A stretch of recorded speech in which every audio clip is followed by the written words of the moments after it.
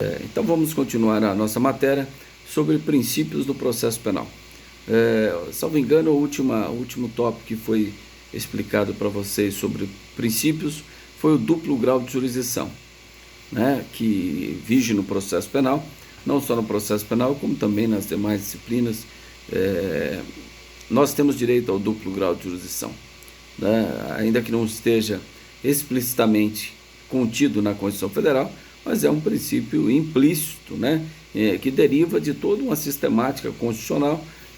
Só você verificar as competências estabelecidas na Constituição, que claramente você vai verificar que o duplo grau de jurisdição ele existe. Então, de uma interpretação sistemática da Constituição, nós extraímos o princípio do duplo grau de jurisdição.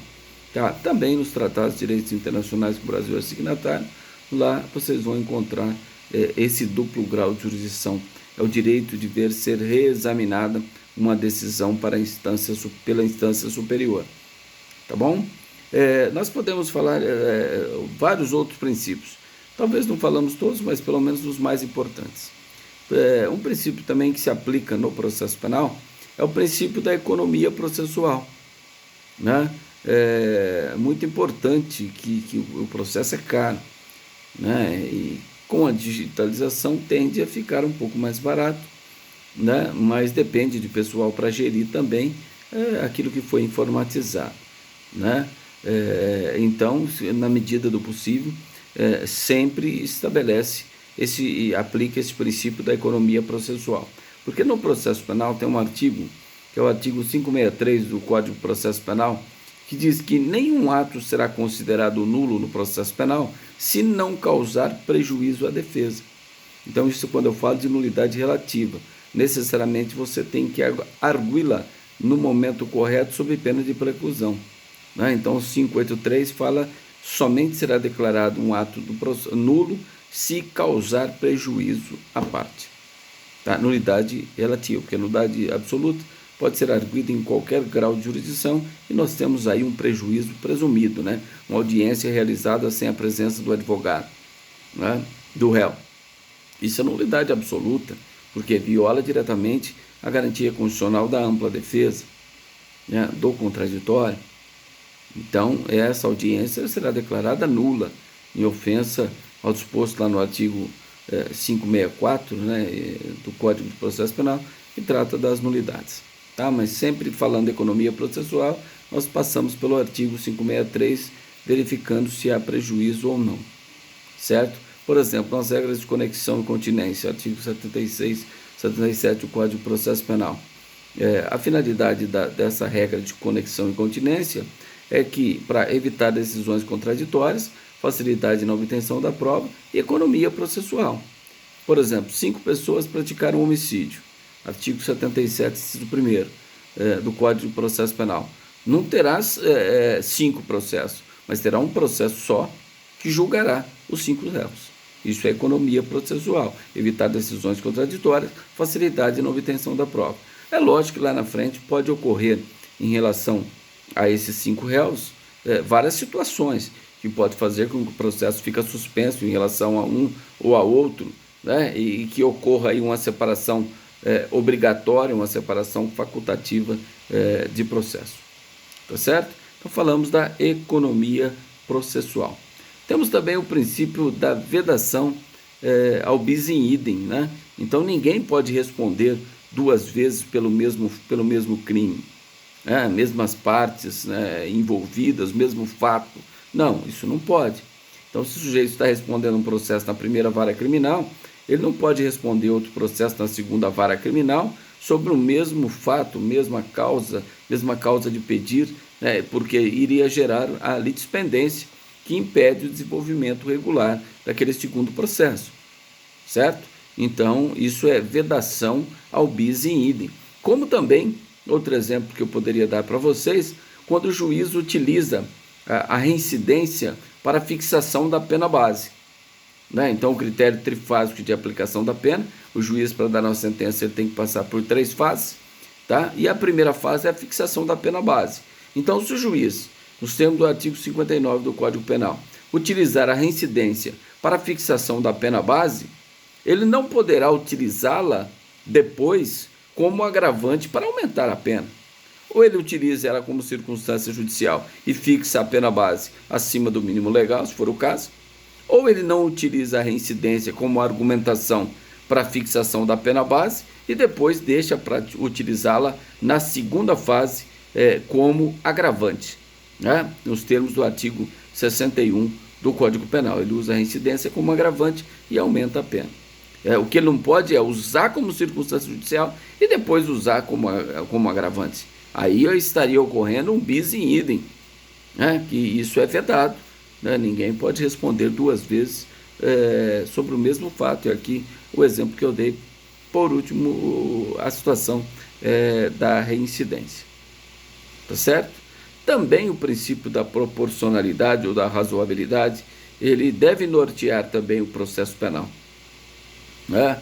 Porque em determinadas situações, o juiz, quando falando em sentença, mas afeta ao direito de punir, né? Falando em sentença, um exemplo muito claro, né? Que há uma violação do princípio da proporcionalidade, quando nós deparamos com o artigo 273, caput, parágrafo 1º e parágrafo 2º, letra A e B, do artigo 273 do Código Penal, falsificação, adulteração de substância medicinal ou cosmética, trata-se de crime hediondo, cuja pena é de 10 a 15 anos. Então, se o sujeito falsificou um shampoo e expôs à venda, ou adulterou e expôs à venda, adulterou ou falsificou um batom, que é um cosmético, né? Nesse caso, a pena é de 10 a 15 anos. Um absurdo. Há uma verdadeira desproporcionalidade em relação ao preceito sancionador do artigo 273 do Código Penal. Então, visando reparar essa questão em observância ao princípio da proporcionalidade, o próprio STJ criou uma solução que é o entendimento dele nesse aspecto. Então, toda vez que isso ocorre, qual que é a nossa tese em encontro com o STJ? É que tudo bem, condena no 273, mas aplica a pena da lei de drogas. Então, se é falsificação, o sujeito foi pego com medicamento aí do Paraguai, não sabe se o medicamento é falso, faz a perícia, o medicamento é falsificado. Então, nesse caso, aplica-se o tipo penal do artigo 273, mas aplicando o preceito sancionador da lei de drogas, porque a lei de drogas a pena é de 5 a 15 anos. Então, se o sujeito for condenado à pena mínima, 5 anos, não seria tão desproporcional como é o preceito sancionador do artigo 273, cuja pena mínima é de 10 a 15 anos de reclusão. Tá certo? Então, mesmo no processo penal, o juiz, quando a elaboração da sentença condenatória, necessariamente ele deve observar o princípio da proporcionalidade. Poderia dar outros exemplos aqui, mas isso a gente vai dando no decorrer da nossa matéria, né, do nosso conteúdo programático, para a gente caminhar. Então, nós podemos falar também o princípio da oficialidade, que aplica no processo penal. Por exemplo, a Constituição nos dá um órgão oficial para exercer a jurisdição, ou seja, é um juiz de direito que tem capacidade objetiva e subjetiva para ser juiz, ou seja, ele passou no concurso público, está nomeado para atuar, entrou em exercício para atuar naquela vara específica, de acordo com a lei de organização judiciária. Então, ele tem capacidade objetiva e subjetiva. Ele não pode julgar, por exemplo, um amigo íntimo, um parente dele, um filho dele, por exemplo. Ele não pode julgar processo que o filho é advogado, ou a esposa é advogada. Tudo isso falta-lhe a capacidade subjetiva para ser juiz. Mas esse é o órgão que a Constituição, o órgão oficial que a Constituição nos deu para a aplicação da jurisdição em primeiro grau. Tá? Agora, quando nós falamos do Ministério Público, nos termos do artigo 129, inciso 1 da Constituição Federal, nós temos como órgão titular para exercer privativamente a ação penal o Ministério Público. O Ministério Público Estadual, o Ministério Público Federal, como sendo titular privativo do exercício da ação penal pública. Então, qual que é o órgão oficial? É o Ministério Público, o promotor de justiça, né? Ele é o órgão oficial que a Constituição nos deu para exercer privativamente a titularidade da ação penal pública. Tá certo? E quando nós falamos em inquérito policial, em investigação, a Constituição também, salvo engano, artigo 144, a Constituição fala também quem é o órgão responsável pela investigação. Nós temos lá a autoridade policial. Então, qual que é o órgão que a Constituição nos deu para fazer as investigações sobre a existência do crime e quem foi os autores, foi o autor do crime? É a autoridade policial, representada pelo delegado de polícia, um bacharel em direito que prestou concurso público de provas e títulos, foi aprovado e foi nomeado para exercer o cargo de delegado de polícia. Tá certo? Então falamos aí do princípio da oficialidade. E podemos falar também de outro princípio, já na sequência, não parecido, que é o princípio da oficiosidade. O que é esse princípio da oficiosidade? Todas essas autoridades que eu acabei de referenciar, todos os atos que ela pratica, são considerados atos de ofício. Daí o princípio da oficiosidade. Então, todo ato que o delegado pratica, determinando, por exemplo, uma portaria instaurando inquérito policial, nós verificamos que esse ato que ele praticou é um ato relacionado ao seu ofício. O Ministério Público, como assina uma denúncia e protocola no Poder Judiciário, ele estaria também sendo o órgão oficial e praticando atos relacionados ao seu ofício. Então, atos de ofício. E o juiz também, cuja função principal é a função julgar, dentre outras funções de caráter administrativo, mas a principal é a função de julgar, ele também, quando profere uma sentença, por exemplo, ele está praticando um ato de ofício, daí então o nome princípio da oficiosidade. Tudo bem? Bom, vamos então continuar para a gente terminar esses princípios. Vamos falar do princípio da obrigatoriedade. O que é esse princípio da obrigatoriedade? Esse princípio já está afeto diretamente ao estudo de ação penal. Então, o que é a obrigatoriedade? Se um crime é de ação penal pública incondicionada e se tiver indícios de autoria e materialidade, o Ministério Público deve oferecer a denúncia. Então, ainda que o Ministério Público tenha a opinião de litis, mas diante de indícios de autoria e materialidade num crime de ação penal pública, o Ministério Público não tem essa discricionalidade de requerer o arquivamento ou requerer novas diligências.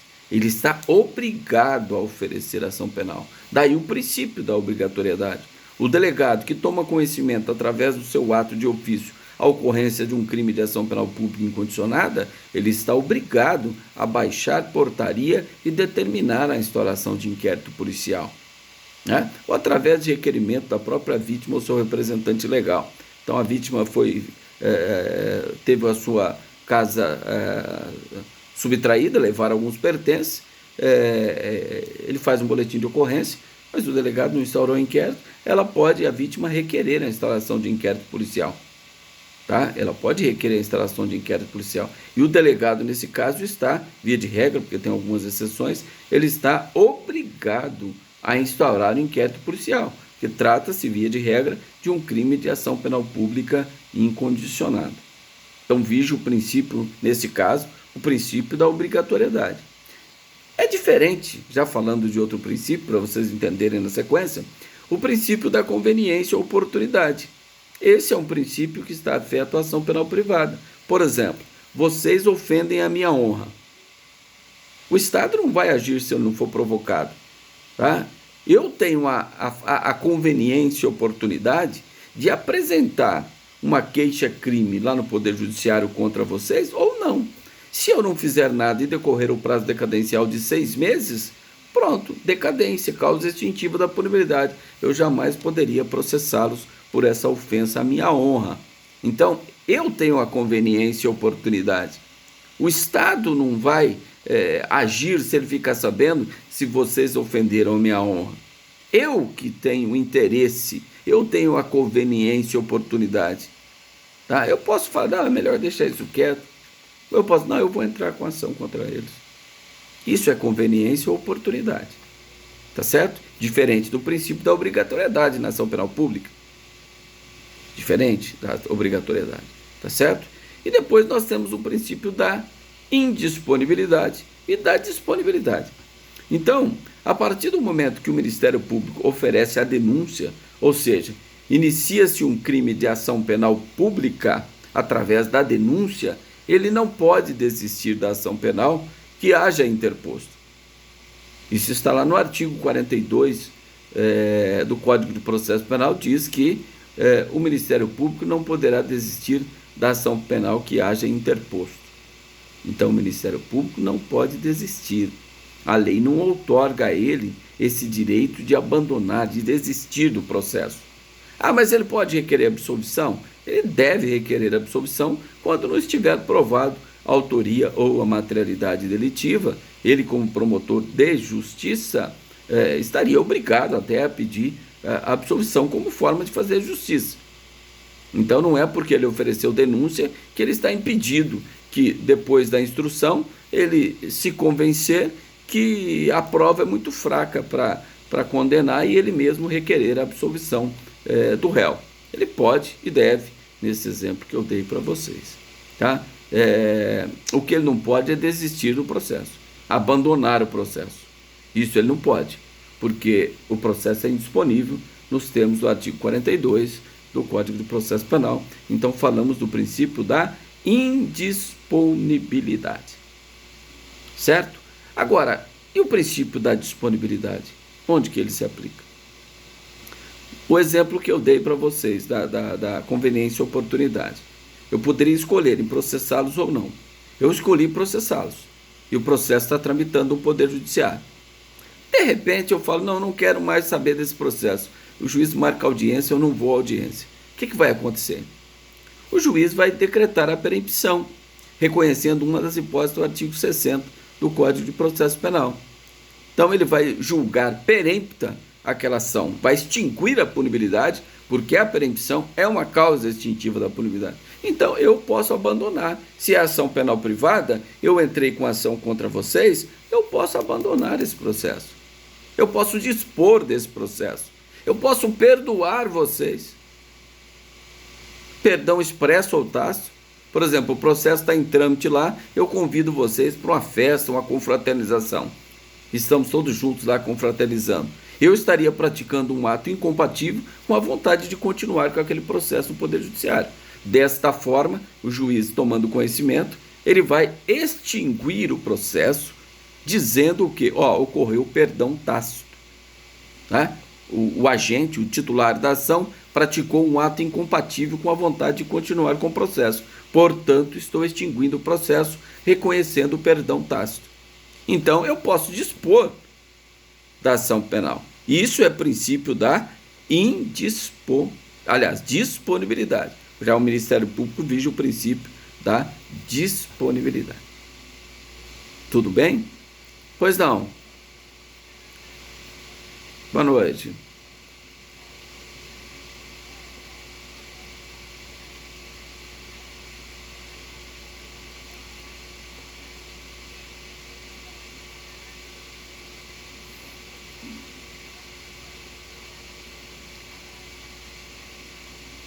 Então, nesse caso, o que acontece? O juiz extingue, mas para você entrar com a queixa, você já recolhe a taxa judiciária.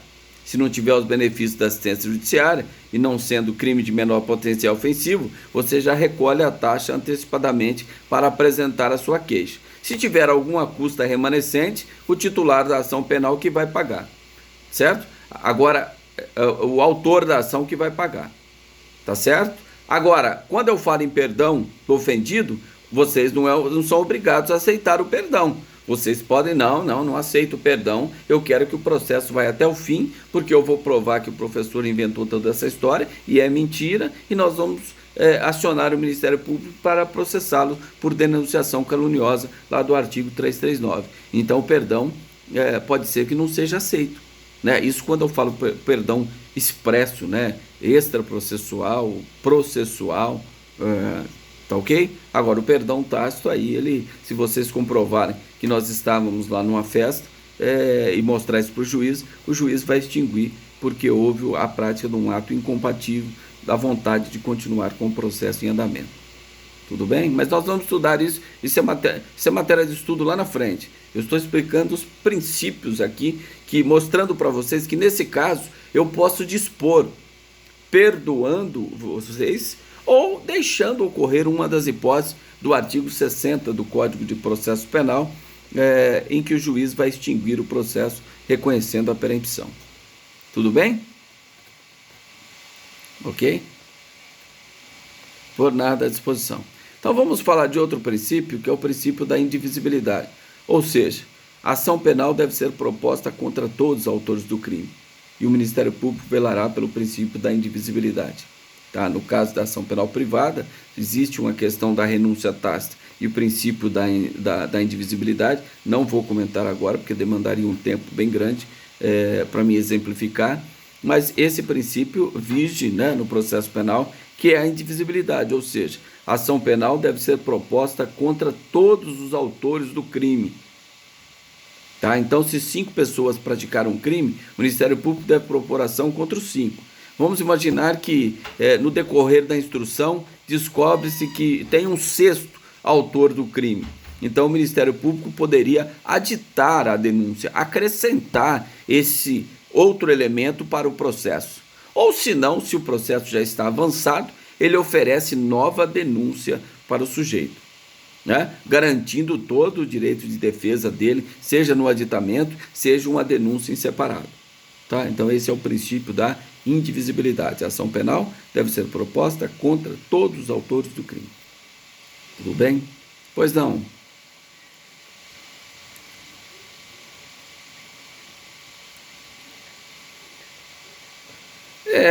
De maneira geral, sim. Quando eu falo em 5 elementos praticaram um crime, eu estou falando de um só processo, então eu estou falando de continência, artigo 77, inciso 1º do Código de Processo Penal. E lá é lógico que vige o princípio da economia processual. Mas quando o Ministério Público, se o processo está na altura que der para ele fazer o aditamento, seria uma economia processual. Mas de repente o processo já foi até concluído para a sentença, né? Aí o que acontece? Ele tem que oferecer nova denúncia. Mas quando ele adita, justamente é a melhor forma, aditar, dar todos os direitos de defesa para a pessoa, né? E fica tudo num processo só. Se não for possível, devido ao estado que se encontra o processo, ele oferece uma nova denúncia e um novo processo em separado. Tudo bem? Então, por nada. Então, nós temos também o princípio aí da intranscendência. O que é esse princípio da intranscendência? Que a ação penal deve ser proposta, a ação penal somente pode ser proposta contra o autor do crime. Isso deriva de um princípio constitucional que a pena não passará da pessoa do condenado. Então, a ação penal somente pode ser proposta contra o autor do crime. Tá? Isso é intranscendência. A pena não poderá passar da pessoa do condenado. Tá? Então, eu não posso, por exemplo, talvez eu já tenha dado esse exemplo, o sujeito está dirigindo um veículo da empresa, responsabilidade objetiva da empresa para com atos do funcionário.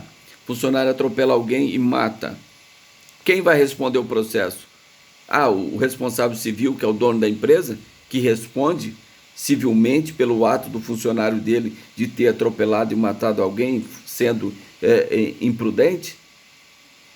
Não, quem vai responder o processo crime é só o motorista. A empresa não vai entrar no processo criminal. O dono da empresa vai responder civilmente, numa ação civil de reparação de danos. Ação civil ex delito, artigo 64 do Código de Processo Penal. Tá certo? Por quê? Ação penal somente pode ser proposta contra o autor do crime. Essa é a regra no processo penal, princípio da intranscendência. Tudo bem? Então nós podemos falar também outro princípio importante, que agora está previsto expressamente no Código de Processo Penal, nós vamos estudar mais detalhes sobre eles lá adiante, que é o princípio da identidade física do juiz. Significa o quê? Que aquele juiz que colheu a prova, ele fica vinculado ao processo. Então, aquele juiz que presidiu a audiência de instrução, onde foi feita a produção da prova testemunhal, de interrogatório, ele fica vinculado ao processo. é ele que tem que dar sentença. Somente em caso de remoção para o tribunal, aposentadoria, lógico que vai para outro juiz, né?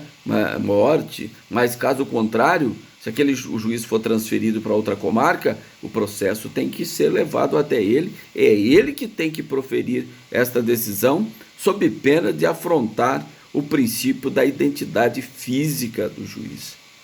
Nós temos direito a um juiz natural e também, ou seja, que já existe um juiz previamente designado para julgar um fato típico e antijurídico e culpável que ocorra posteriormente à existência desse juiz natural, e nós temos direito também que aquele juiz que colheu a prova na instrução criminal, ele fica vinculado e necessariamente é ele que deve dar a sentença, ao meu ver, aí, sob pena de nulidade.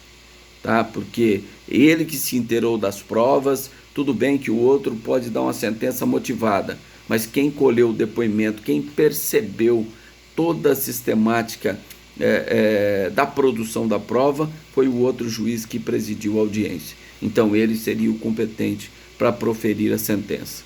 Tá? Isso é a identidade física do juiz. Tudo bem? Mas ainda temos outros princípios, por exemplo, que norteiam o juizado especial, né? Da oralidade, da informalidade, da celeridade e da economia processual. Esses são os 4 princípios que norteiam a existência, né, do juizado especial criminal. Né? A oralidade também tem, o legislador, cada dia que passa, ele vem trazendo para o processo ordinário sumário esse princípio da oralidade. Por exemplo, hoje as audiências, tanto o rito sumário e o rito ordinário, as audiências são unas. Ou seja, uma audiência só resolve tudo. E as alegações finais das partes da acusação e da defesa são alegações orais. Tá? É lógico que o Código determina que em casos de crimes complexos, a gente pode requerer, a outra parte também, o Ministério Público pode requerer a apresentação de memoriais ou prazo para apresentação de memoriais. Por exemplo, nesses crimes contra a honra, esse crime de homicídio, eu nunca faço sustentação oral. Eu indico o dispositivo do Código de Processo Penal que me autoriza eu requerer esse prazo para apresentar memoriais escritos, porque depende da complexidade do processo, em 20 minutos jamais você conseguiria exercer uma defesa técnica à altura do que exige o processo diante da sua complexidade. Tá certo? Mas então a oralidade também existe aqui no processo sumário e no processo ordinário, e bem como é um reflexo dos crimes de competência do tribunal do júri. Ou seja, o julgamento pelo tribunal do júri, lá os debates são estritamente orais. Lá não tem essa de o advogado chegar lá e começar a ler a sua defesa, o juiz vai declarar o réu indefeso, dissolver o conselho de sentença e comunicar à Ordem dos Advogados do Brasil, indicando ali no seu ofício a incapacidade técnica do advogado de exercer a plenitude de defesa em favor do réu que lhe era exigível perante o plenário de julgamento do tribunal do júri. Certo? Então isso pode acontecer, bem como o promotor também, que se não fizer a acusação na forma e nos limites legais, o juiz pode dissolver o conselho de sentença e comunicar à chefia do Ministério Público a qual pertence aquele promotor, para que tome as providências em relação à sua falta de aptidão para exercer a acusação em nome do Estado. Tá? Isso pode acontecer também. Tudo bem?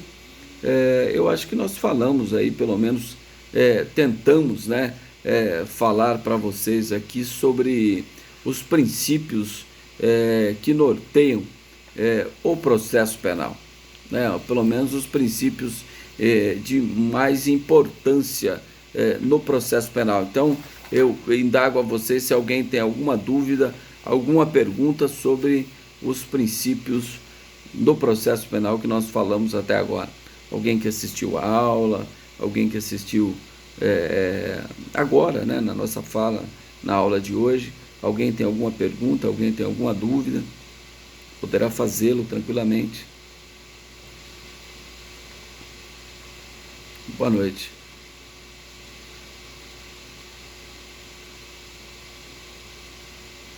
Sim.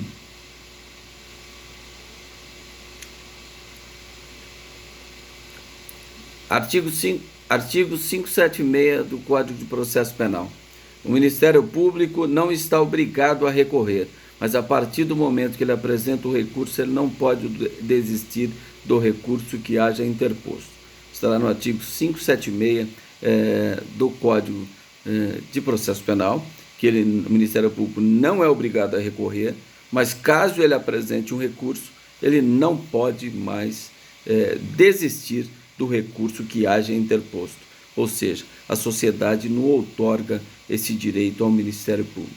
Ele não é obrigado, ele tem a liberdade de recorrer ou não, mas se ele recorreu, não pode mais desistir do recurso que haja interposto. Se ele não apresentar as razões, o juiz comunica o superior dele para que tome as providências legais no sentido a dar andamento do feito, designando um outro promotor ou sancionando aquele promotor que foi negligente e não apresentou as razões do seu inconformismo. Tudo bem? À disposição. Mais alguém tem alguma pergunta, alguma dúvida? Boa noite.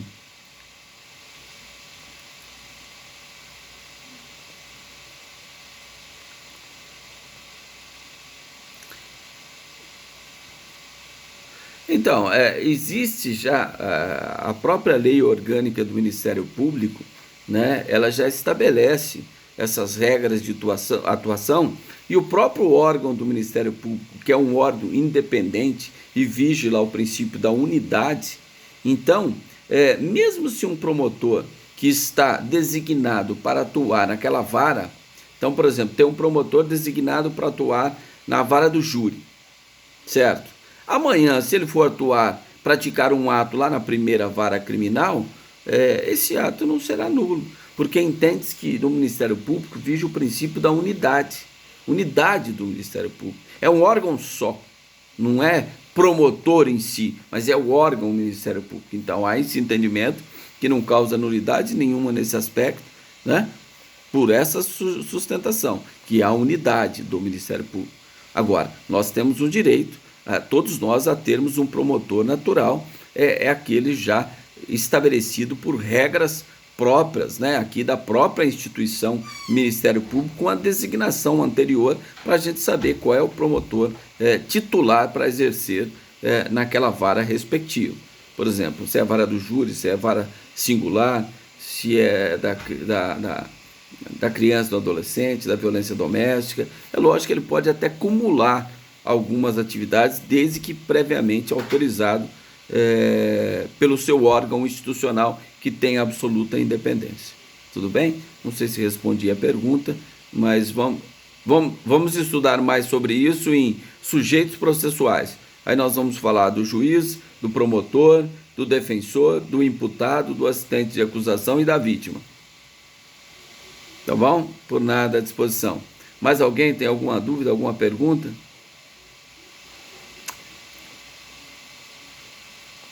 Peraí, me ajuda aí, quem pode, faz a leitura para mim aí, que nós ganhamos tempo. Nós estamos aí com 40 alunos online aí.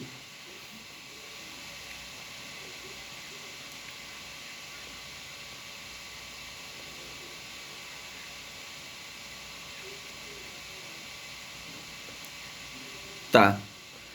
Ok, entendido já, vamos lá. Bom, o princípio in dubio pro réu é um princípio assim, quando não se tem a certeza para a condenação, né, e não se tem a certeza da autoria e da existência do crime, essa é uma absolvição genérica. Na dúvida, deve absolver. Como tem alguns tribunais aí que estabelece, né, que no caso de empate, a decisão vai ser a mais favorável ao réu. E no caso, por exemplo, de um julgamento, se o juiz tiver alguma dúvida, ele deve absolver. E aí ele absolve com fundamento no 386, inciso 7º do Código de Processo Penal, ou seja, quando não há prova suficiente para uma condenação, que é uma absolvição genérica, certo? Agora, o princípio indúbio pro societate significa o seguinte: na dúvida protege a sociedade. É isso que diz o princípio. Então, onde ele está estampado? Quando o juiz tiver alguma dúvida para a decretação ou não da prisão preventiva, ele decreta. É lógico que ele vai fundamentar sob pena de nulidade, artigo 93, inciso 9 da Constituição Federal, princípio da motivação das decisões judiciais. Ele deve fundamentar, mas na dúvida, ele protege a sociedade. De que forma? Decretando a prisão ou não decretando? Decretando. Decretando, ele estaria protegendo a sociedade. Outro momento que vige o princípio indúbio pro societate é no momento do recebimento da denúncia. Então, qualquer dúvida que o juiz tenha, né, se recebe ou não a denúncia, se pairar alguma dúvida, ele vai proteger a sociedade. De que forma? Fazendo iniciar o processo, recebendo a denúncia, iniciando o processo contra alguém. Isso ele estaria protegendo quem? A sociedade, e não protegendo o réu. Tá? E outro momento que aí entra agora um posicionamento do Supremo Tribunal Federal, né? Mas ainda isolado, quando da pronúncia. O que é pronúncia? É quando encerra a primeira fase de competência do tribunal do júri, o juiz manda o réu ser julgado na segunda fase, que é a fase onde o conselho de sentença, formado por 7 jurados, vai julgar o réu. Então nós afirmamos que ele pronunciou o réu. Ele verificou, tem indícios de autoria, materialidade e tem o dolo, então ele vai para a júri. Nesse momento, se parar qualquer dúvida, o princípio que norteia aí é o princípio indúbio pro societate. Na dúvida, protege a sociedade. De que forma? Mandando o réu ser julgado pela própria sociedade, pelo próprio tribunal do júri. Isso é indúbio pro societate. Na dúvida, protege a sociedade. De que forma? Manda o réu ser julgado para a sociedade e não pronuncia ele terminando o processo, que seria indúbio pro réu. Mas o Supremo Tribunal Federal, em um julgamento, o ano passado, ele entendeu que nesse momento não se tem indúbio pro societate, não. Se não tiver pelo menos os requisitos mínimos, que é indícios de autoria e materialidade e o dolo, o juiz deve pronunciar, reconhecendo aí o princípio indúbio pro réu. Tá? Mas isso não tem nada vinculante, não tem nada preponderante. Existe uma decisão isolada no Supremo Tribunal Federal sobre esse tema. Tá? Mas a regra doutrinária é que, nesse momento, vige o princípio indúbio pro societate, ou seja, na dúvida protege a sociedade, mandando o réu ser julgado pela própria sociedade, que é o conselho de sentença formado por 7 jurados. Tá certo? Tudo bem? Ok? Então vamos lá, vamos continuar. Mais alguém tem alguma pergunta ainda sobre aquilo que foi falado na aula que eu disponibilizei para vocês e no que nós falamos até agora? Quem tiver alguma pergunta, por favor, estou à disposição. Tranquilo? Podemos prosseguir? Então vamos lá. Vamos falar um pouquinho da aplicação da lei processual penal no tempo, né? E aí nós poderíamos, acho que eu até falei já, nós podemos aqui repetir, tem um princípio que chama princípio da aplicação ou efeito imediato. Então, quando nós falamos em lei processual penal no tempo, vige o princípio aí da aplicação ou efeito imediato. Ou seja, a lei processual penal, ela é irretroativa, diferente da lei penal que pode retroagir para beneficiar. A lei processual penal não retroage. Então, para vocês entenderem um exemplo, né? O processo está aqui há 2 anos, tramitando na lei que está em vigor, está em vigência, certo? Amanhã vai entrar uma lei nova em vigor, estabelecendo sobre processo, né? Amanhã vai entrar lei nova. Será que esse processo que está aqui na lei anterior vai aplicar a lei nova? Vai. Isso é aplicação, o efeito imediato. A partir de amanhã, esse processo que está aqui hoje, ele vai seguir todas as regras da lei nova. Por isso que é o princípio da aplicação ou efeito imediato. Tá? A lei processual penal não retroage, ela é irretroativa. Isso está no artigo 2º do Código de Processo Penal. Então, a lei processual penal no tempo, ela é irretroativa. Aplica-se no processo desde logo, sem prejuízo dos atos já praticados sob a égide da lei anterior. Tá? Então, existe a irretroatividade da lei processual penal. É lógico que em determinados casos, uma lei uma lei especial, ela pode trazer conteúdo híbrido. Ela traz conteúdo de direito material, né, definindo crime e sanção, e ela traz como que caminha a parte processual, como a lei de drogas, por exemplo. A lei de drogas é uma lei processual, mas ela é híbrida. Ela tem conteúdo de direito material, ela define lá no artigo 33, a Lei 11.343 de 2006, ela define no artigo 33 um tipo misto alternativo, ou seja, existem vários comportamentos caracterizadores do tráfico de entorpecente. E lá na frente, ela diz como que rege o processo nos crimes de tráfico de entorpecente. Ela tem um procedimento próprio, aplicando o Código de Processo Penal de forma subsidiária. Certo? Então, naquele caso, se tiver um conteúdo material e esse conteúdo material for mais benéfico, aí ela retroage. Mas somente a lei processual que tenha conteúdo híbrido, que ela traga em seu bojo direito material. Porque se ela tiver só direito processual, ela é irretroativa. Por quê? Presumimos que a lei processual nova ela é mais moderna, será mais eficaz, dará até mais garantias processuais para o réu. Então ela aplica desde logo nos processos que estão em trâmite, sem prejuízo dos atos já praticados sobre o manto da lei anterior. Tá bom? Então esse é o princípio de aplicação ou efeito imediato, certo?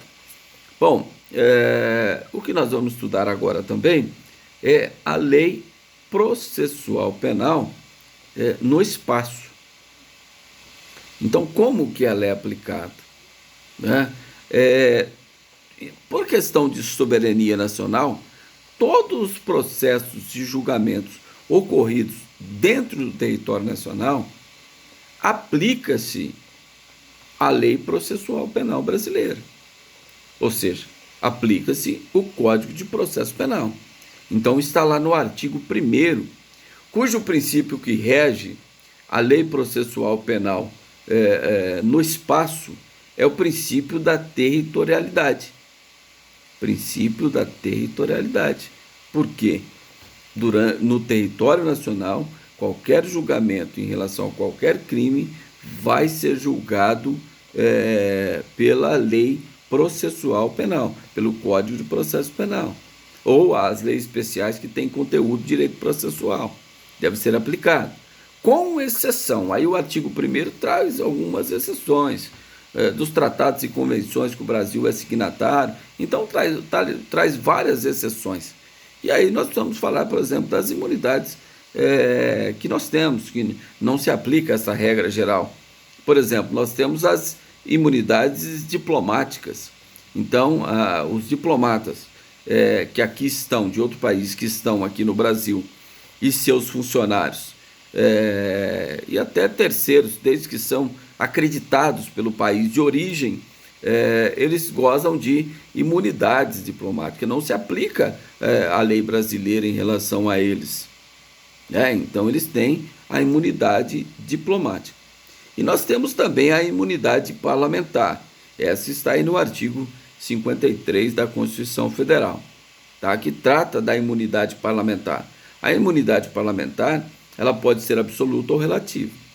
Será absoluta em relação ao crime de opinião ou crimes de palavra. Né? Então, o deputado que exerce de forma ríspida, de forma rígida, ele estaria, se for na defesa, no exercício do mandato, ele não comete crime de opinião. Ainda que ele ofenda alguém, mas discutindo uma causa relacionada ao exercício do mandato, relacionado àquela matéria objeto da discussão, ele terá essa imunidade material ou absoluta. Ele não responde por crime de opinião ou crimes de palavra. Certo? Agora, o que ele não pode é usar, a pretexto de usar essa defesa no exercício do mandato, ele ofender pessoa que não tem nada a ver com aquela discussão e ofender terceiros. Isso ele vai responder tranquilamente, tá? Mas a regra, ele tem a imunidade, tá? E também tem a imunidade material, até mesmo os vereadores. Não comete crime de opinião ou crimes de palavra no exercício do mandato. Só que nos vereadores é respeitado o quê? O limite da circunscrição do município. Então, o vereador aqui de Ribeirão Preto, ele não comete crime de opinião se essa ofensa, vamos dizer assim, na defesa do exercício do mandato, ela ocorrer na circunscrição de Ribeirão Preto. Fora daqui, ele não tem imunidade material absoluta. Imunidade relativa, o vereador não tem. Vamos lá para o deputado. O deputado, o senador, tem imunidade relativa. Aliás, a imunidade é relativa, que é a imunidade processual, né? Ele não pode ser preso em flagrante, né? Aí a imunidade prisional, alguns falam assim também. Ele só pode ser preso em flagrante delito por crime inafiançável. Por crime inafiançável. Artigo 53, parágrafo 1º da Constituição Federal, que diz sobre essa questão. Então, antes era necessário toda a autorização anterior, não.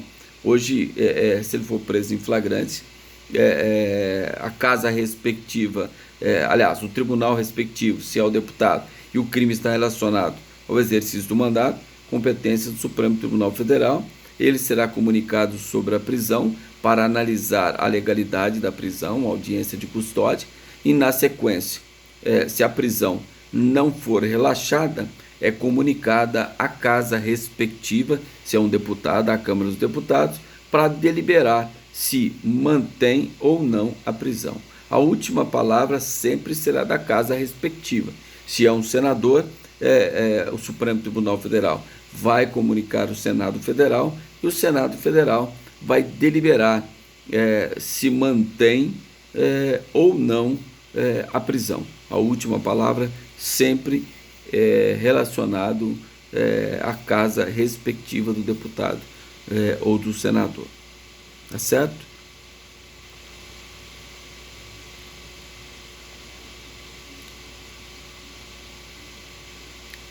Então, vamos lá. Eu não. Eu acho que não acompanhei muito assim de perto, afinco, esse caso, mas até onde eu sei, ele cometeu crimes contra a lei da segurança nacional, né? Acho que dois artigos da lei 7.170 de 83, salvo engano, que é a lei que define os crimes contra a segurança nacional. É de 83 ou de 73? 7.170, é isso mesmo, 7.170? Depois vocês localizam aí, crime contra a segurança nacional. Então, ele cometeu esses dois crimes contra a segurança nacional e, salvo engano, ele cometeu aí o crime de ameaça. Eu não acompanhei muito bem, mas eu tenho até uma dúvida em relação ao que o próprio Supremo Tribunal Federal já definiu. Ele diz o seguinte: competência por prerrogativa de função do deputado e senador. Ele só terá competência por prerrogativa de função, a competência do Supremo Tribunal Federal para julgar um deputado e um senador, se o crime estiver relacionado ao exercício do mandato. Caso contrário, ele seria julgado pela primeira instância. Então, eu fico com a dúvida Se o sujeito estava cometendo um crime contra a segurança nacional, contra o Estado Democrático de Direito, ameaçando ministros, isso não está relacionado ao exercício do mandato. Portanto, na minha modesta visão, de acordo com o próprio entendimento do Supremo Tribunal Federal, a competência seria o juiz de primeiro grau e não o Supremo Tribunal Federal. Ah, mas o Supremo deu voz de prisão? Qualquer um poderia ter dado voz de prisão.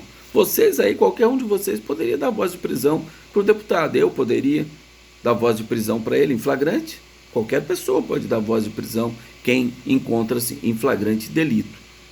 Algumas pessoas são obrigadas. Por exemplo, as autoridades, seus agentes são obrigados a prender em flagrante. Nós, como cidadão, qualquer um do povo, nós podemos prender quem encontra-se em flagrante delito. Isso é o flagrante facultativo. Então, naquele caso, eu tenho só uma dúvida da competência. Por quê?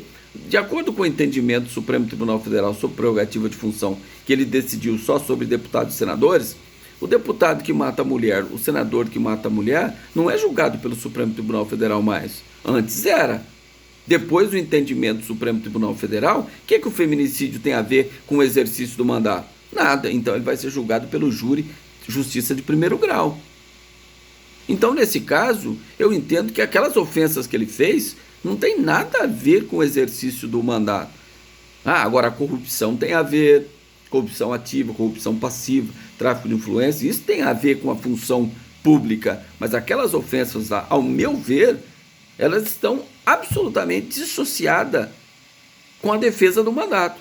Portanto, o Supremo Tribunal Federal não seria, de acordo com o próprio entendimento do Supremo Tribunal Federal, seria competente a Justiça de primeiro grau para julgar o caso. Então, eu me fico com a dúvida nessa questão da competência, tá? Mas entendo que ele não é exercício do mandato de forma alguma, ao contrário, ele utilizou uma garantia que ele tinha justamente para ofender a base legal que deu a garantia para ele, que é o Estado Democrático de Direito.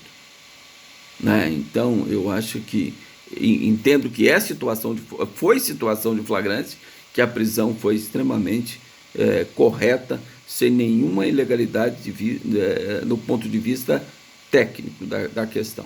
Esse é o meu modesto entendimento sobre a questão. Bom, alguma pergunta, alguma dúvida? Parece que alguém abriu o microfone aí, pode perguntar.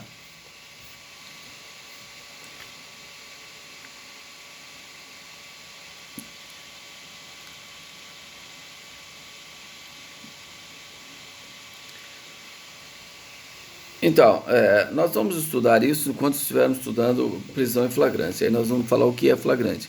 Mas antecipadamente, só para título de seu conhecimento, dos demais colegas, o flagrante são as questões, você realizar os comportamentos típicos do artigo 302, inciso 1, 2, 3 e 4.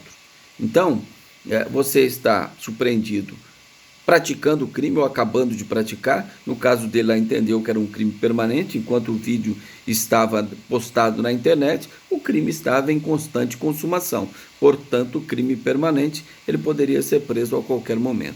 Se não entender que é permanente, ele foi preso quando ele tinha acabado de cometer a infração penal. Ou, no inciso 3º, ele é perseguido logo após encontrado situação que faça presumir ser ele o autor do crime.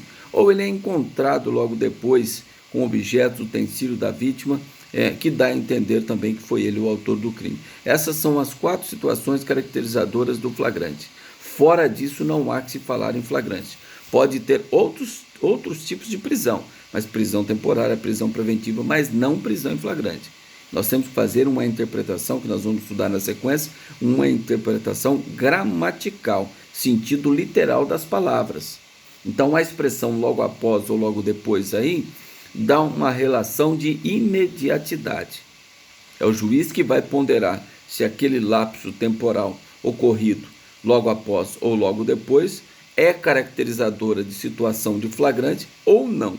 É o juiz que vai mensurar, mas ambas as expressões indicam uma relação de imediatidade. Tudo bem?